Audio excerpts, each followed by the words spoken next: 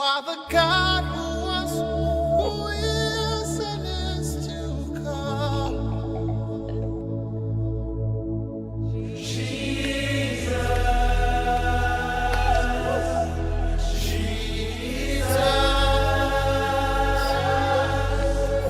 And in you I trust. My life is in your hands, Jesus. You are the miracle working God.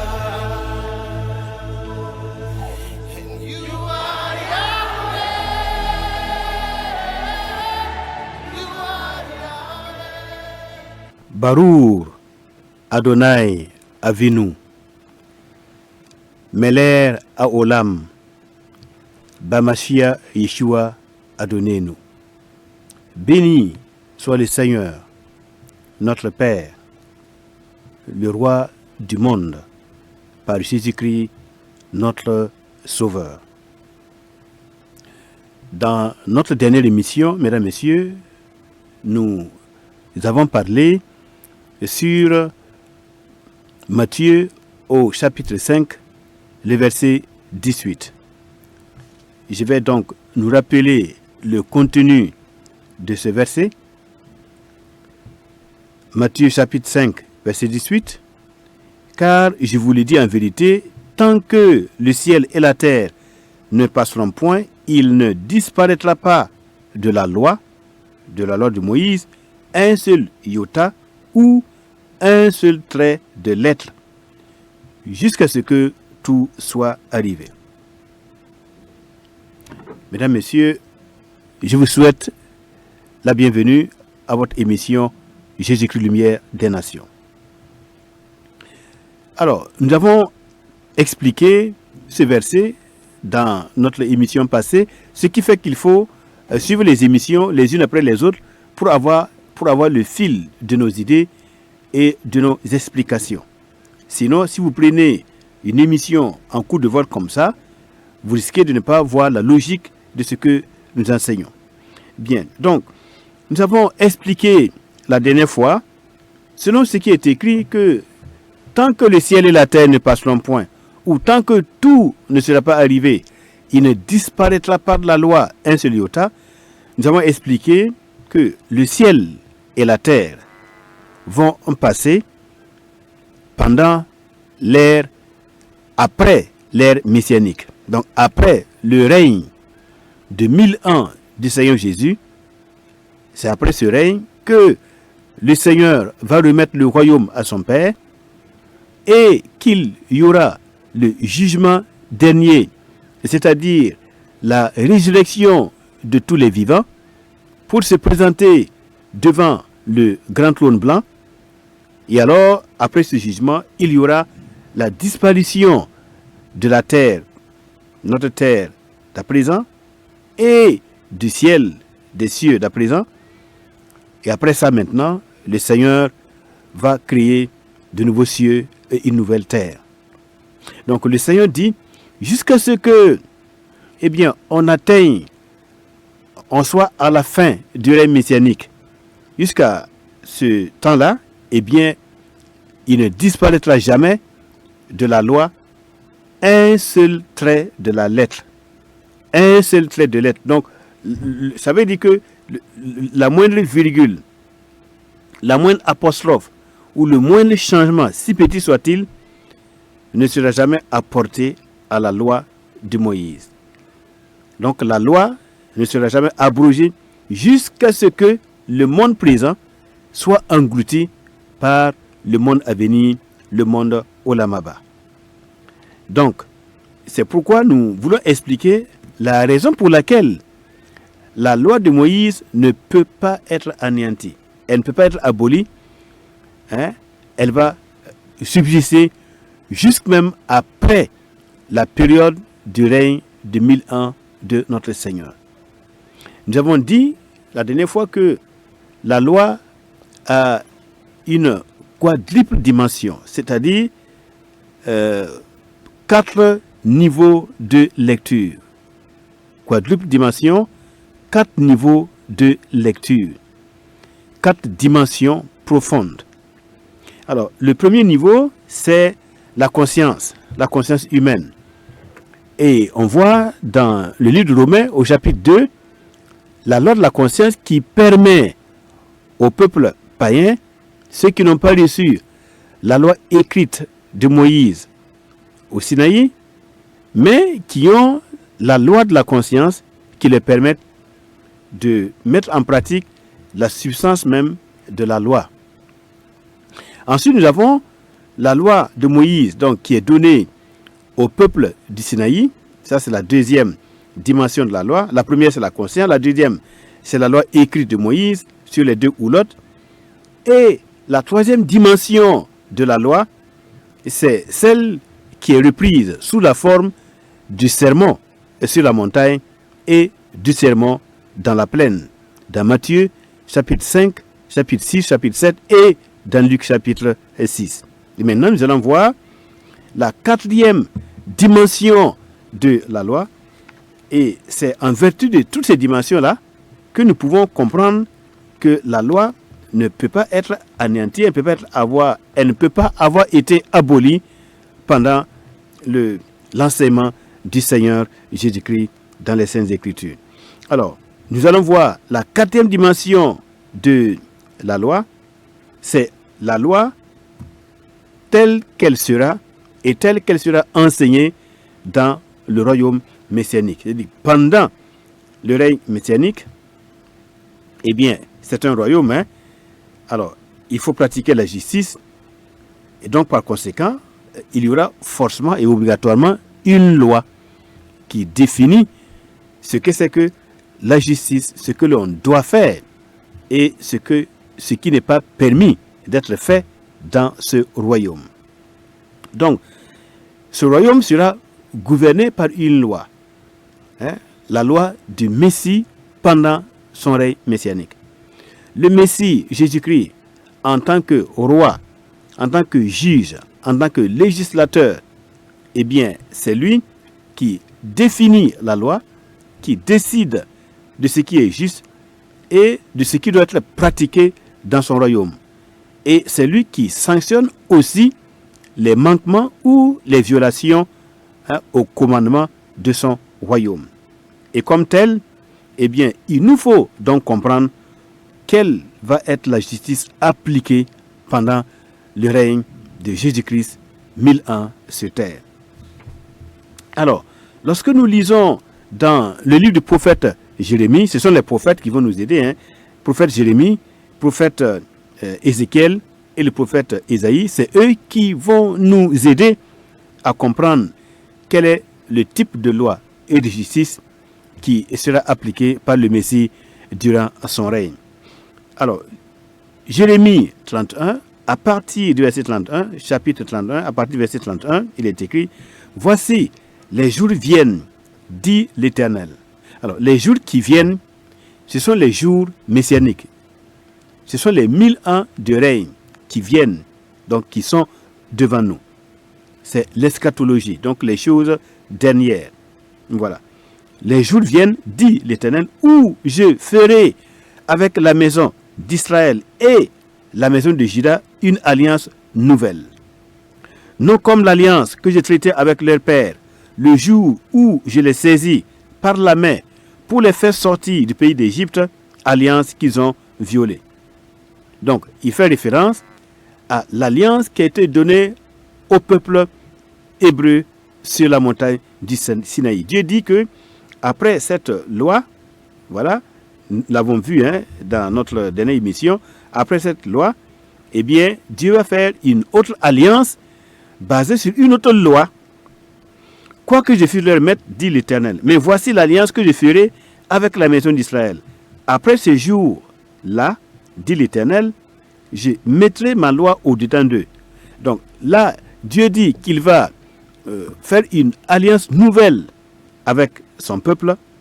Et cette alliance nouvelle, bon, elle sera basée sur une loi qui sera maintenant écrite, qui sera mise au-dedans d'eux. Je mettrai ma loi au-dedans d'eux.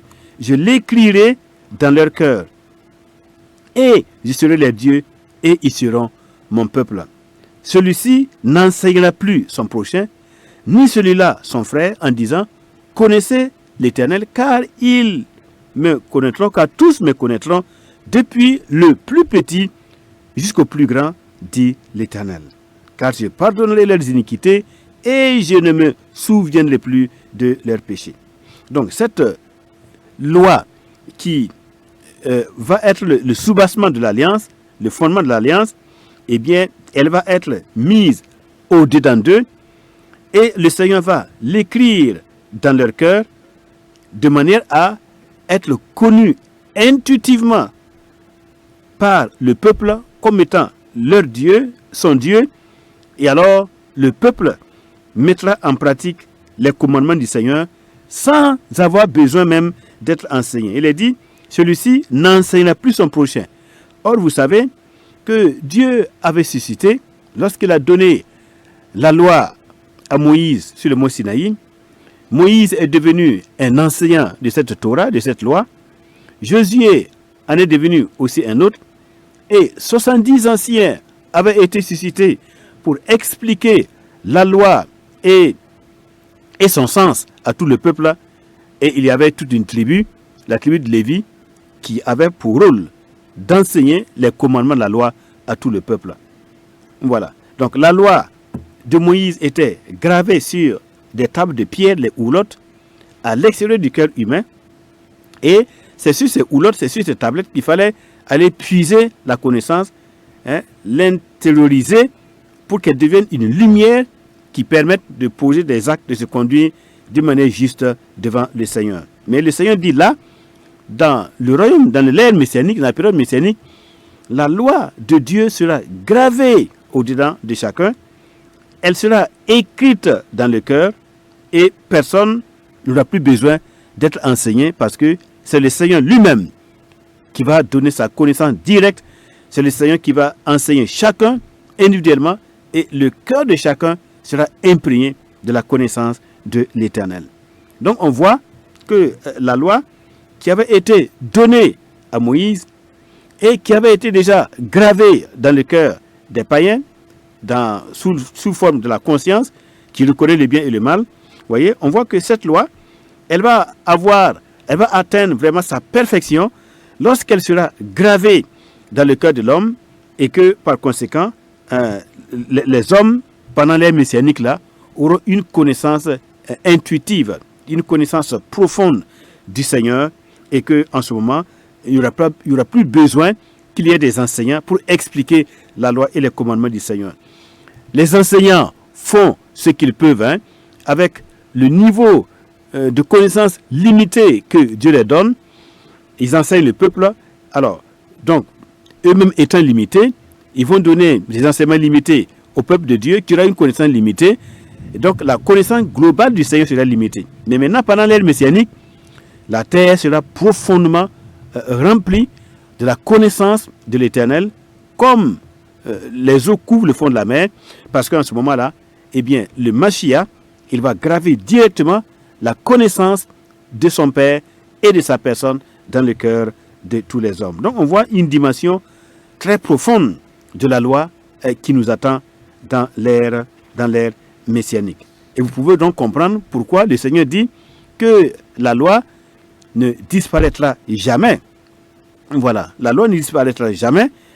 Voilà, donc jusqu'à ce que tout soit accompli, jusqu'à ce que le règne messianique passe. Alors, lorsque nous continuons la lecture dans Ézéchiel au chapitre 36 à partir du verset 26, j'avais dit, ce sont les prophètes qui vont nous aider à comprendre la 4e dimension de la loi, voilà, qui sera de rigueur pendant le règne messianique. Il est dit, Ézéchiel 36, 26, « Je répandrai sur vous une eau pure, et vous serez purifiés. Je vous purifierai de toutes vos souillures et de toutes vos idoles. Je vous donnerai un cœur nouveau, voilà, un cœur nouveau. Je mettrai en vous un esprit nouveau. Je ferai de votre corps le cœur de pierre, et je vous donnerai un cœur de chair. Je mettrai mon esprit en vous, et je ferai en sorte que vous suiviez mes ordonnances et que vous pratiquiez ou observiez mes lois et mes commandements. » Voilà. D'habitude, nous citons ces versets pour expliquer la nouvelle naissance ou encore la nouvelle alliance. Eh bien, ça tombe bien parce qu'en réalité, la nouvelle alliance, voilà, sur laquelle est fondée l'œuvre du Seigneur Jésus-Christ, la nouvelle alliance a été d'abord et avant tout, donc d'abord, elle a été promise par Dieu, oui, à la maison de Juda et à la maison d'Israël. Voici les jours viennent où je ferai avec la maison d'Israël et la maison de Juda une alliance nouvelle. Donc, l'alliance nouvelle ou la nouvelle alliance, voilà, qui est le fondement même du Nouveau Testament, eh bien, avait déjà été promise d'abord par Dieu à la maison d'Israël et à la maison de Juda. Voilà. Donc, la nouvelle alliance n'a pas été promise aux chrétiens, mais la nouvelle alliance a été promise d'abord à la maison d'Israël et à la maison de Juda, par Dieu à travers le prophète Jérémie, le prophète Ézéchiel, le prophète Ésaïe, etc. Maintenant, eh bien, nous sommes bénéficiaires d'une alliance nouvelle ou d'une nouvelle alliance qui avait été déjà promise par Dieu dans les Saintes Écritures à son peuple. Et maintenant, nous avons eu un bonus, nous avons la grâce que cette alliance nouvelle ou nouvelle alliance, Dieu nous permet d'y participer. Voilà. Mais avant tout, c'est une promesse qui est faite à Israël, à la maison de Juda, à la maison d'Israël, en tant que peuple de l'Éternel. Donc, on comprend qu'il faut attendre le jour où, voilà, la maison d'Israël, la maison de Juda, va entrer pleinement dans la nouvelle alliance et donc va recevoir un cœur nouveau, un esprit nouveau, c'est-à-dire le Saint-Esprit, et où Dieu va graver la connaissance de ses lois et de ses commandements directement dans leur cœur. Comme Dieu avait gravé les commandements donnés à Moïse sur la montagne, il avait gravé ça sur des tables. Mais là, pendant l'ère messianique, il va graver directement ses lois et ses commandements sur la table du cœur des hommes et des femmes de la maison d'Israël et la maison de Juda. Et maintenant, nous, en tant que croyants chrétiens d'origine païenne, nous avons eu la grâce que le Seigneur Jésus-Christ nous permette de commencer déjà l'ère messianique en permettant que nous bénéficions de la nouvelle alliance qui a été promise à la maison d'Israël et à la maison de Juda, mais de manière gracieuse, le Seigneur nous permet déjà, dès à présent, d'entrer dans la nouvelle alliance, de recevoir un cœur nouveau, de sorte que le Saint-Esprit grave la connaissance du Seigneur et ses commandements dans nos cœurs. Voilà ce que nous appelons la naissance nouvelle ou la nouvelle naissance, et c'est ça qui fait de nous des chrétiens aujourd'hui. Mais on doit comprendre que cette nouvelle alliance, eh bien, elle vise avant tout la maison d'Israël et la maison de Juda, et son accomplissement, c'est encore des choses à venir. Il faut que la totalité des païens soit entrée, et lorsque le dernier des croyants d'origine païenne va entrer dans la nouvelle alliance, Dieu va fermer la parenthèse des gentils, la parenthèse des païens, et il va rouvrir la parenthèse qui était fermée, la parenthèse des Juifs, et là, en ce moment, les Juifs vont bénéficier, les Hébreux vont bénéficier, la maison d'Israël, la maison de Juda va bénéficier de l'entièreté de la nouvelle alliance, et alors, en ce moment-là, la loi de Dieu sera gravée dans leur cœur, ils deviendront les filles du royaume, et alors on verra la beauté de la loi de Dieu dans leur cœur. Alors lisons maintenant dans le livre du prophète Ésaïe. Ésaïe au chapitre 2, à partir du verset 1 jusqu'au verset 4. Prophétie d'Ésaïe, fils d'Amos, sur Juda et Jérusalem. Vous voyez, sur Juda et Jérusalem. Et ces promesses ne sont pas encore réalisées, donc on attend leur réalisation. Il arrivera dans la suite des temps. Donc dans la suite des temps, qu'est-ce qui va arriver dans la suite des temps? La suite des temps, c'est l'ère messianique. Donc il va arriver dans l'ère messianique que la montagne de la maison de l'Éternel sera fondée sur le sommet des montagnes, qu'elle s'élèvera par-dessus les collines et que toutes les nations y afflueront. Des peuples s'y rendront en foule et diront: venez et montons à la montagne de l'Éternel, à la maison du Dieu de Jacob, afin qu'il nous enseigne ses voies, c'est-à-dire ses Torotes, et que nous marchions dans ces sentiers. Car de Sion sortira la loi et de Jérusalem la parole de l'Éternel. Donc on comprend bien pourquoi le Seigneur nous dit dans Matthieu chapitre 5, verset 18, qu'il ne disparaîtra jamais de la loi un seul trait de lettre ou un seul iota. La moindre virgule ne sera jamais changée au niveau de la loi. La loi, elle est là, elle est éternelle et elle va demeurer jusqu'à ce que notre monde soit englouti par le monde nouveau, le monde Olam Abba. Il est dit, car de Sion sortira la loi, ou encore de Sion sortira la Torah du Messie, la Torah pendant le règne messianique. Le Fils de Dieu viendra établir son règne à Sion, la montagne sainte du Seigneur. Voilà, Sion, qui était la forteresse qui abritait le trône de David Améler, son père. Donc il reviendra pour relever le trône de David, son père, à Sion. Il va s'asseoir à Sion, là-bas, et de là, la loi, la parole de l'Éternel sera enseignée à toutes les nations. Le Messie sera l'enseignant par excellence de toutes les nations, de toutes les familles de la terre, qui viendront pour être abreuvés de ses enseignements, qui viendront pour être nourris de l'aide de ses enseignements, et pour avoir une connaissance profonde de sa personne et surtout de Dieu et son Père. Donc on attend cette loi de Sion qui va être la base de l'enseignement de toutes les nations pendant le règne messianique. Donc on comprend bien que la loi, elle ne passe point. Voilà, on comprend bien que le Seigneur Jésus n'est pas venu pour abolir la loi, puisque cette loi doit enseigner les nations pendant le règne messianique. Lisons maintenant Jérémie 31, verset 34, il est dit, celui-ci n'enseignera plus son prochain. Voilà, et ça, ce sera pendant l'ère messianique. Mais en attendant, nous avons bel et bien, nous avons le sermon sur la montagne, nous avons le sermon sur la plaine, nous avons la loi de Moïse, nous avons la conscience. Bon, mais il faut attendre cette période qui est l'ère messianique où la loi va directement être inscrite dans le cœur des hommes. Et alors, en ce moment-là, ce ne sera plus nécessaire qu'il y ait des enseignants humains, selon qu'il est écrit. Celui-ci n'enseignera plus son prochain, ni celui-là son frère, en disant « Connaissez l'Éternel, car tous me connaîtront. » Voilà, tous me connaîtront. Quand? Pendant le règne messianique. Tous le connaîtront comment? Par la loi, la Torah nouvelle, la Torah du Mashiach, du Messie, qui va sortir de Sion, et la parole de l'Éternel qui va sortir de Jérusalem. Voilà. Donc, depuis le plus petit jusqu'au plus grand, dit l'Éternel, tous me connaîtront.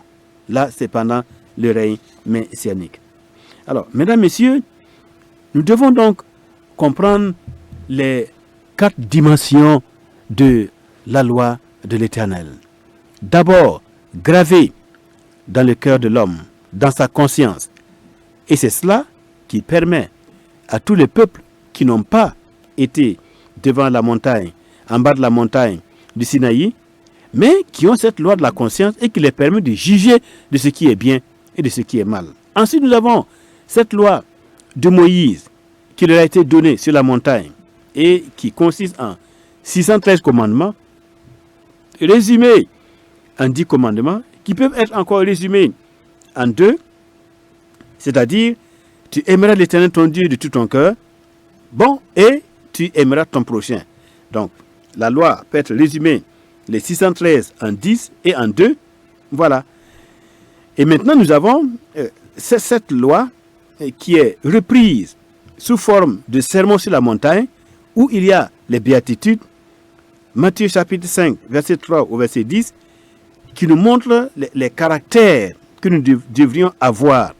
Comment nous devrions être moulés, voyez, nous devrions accepter d'être moulés par le Seigneur pour avoir le caractère que requièrent les béatitudes.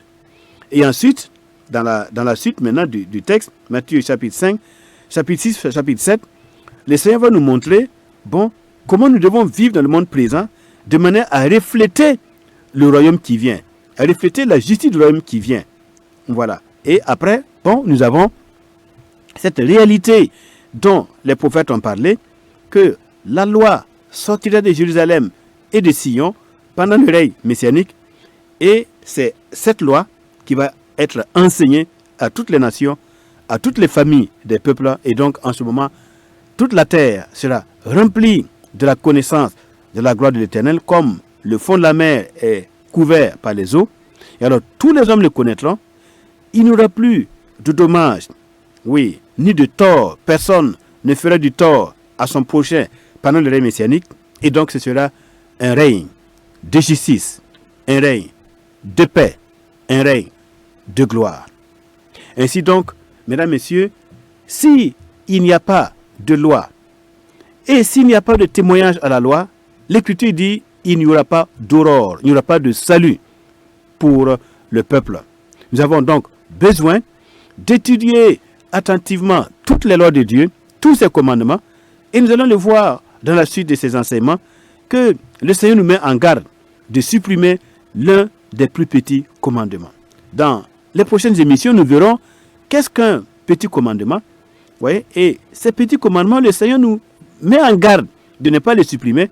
Pourquoi? Parce que notre récompense dans ce royaume dépend de notre attitude vis-à-vis des plus petits commandements de la Torah, les plus petits commandements des Saintes Écritures. Donc on comprend que les commandements sont importants.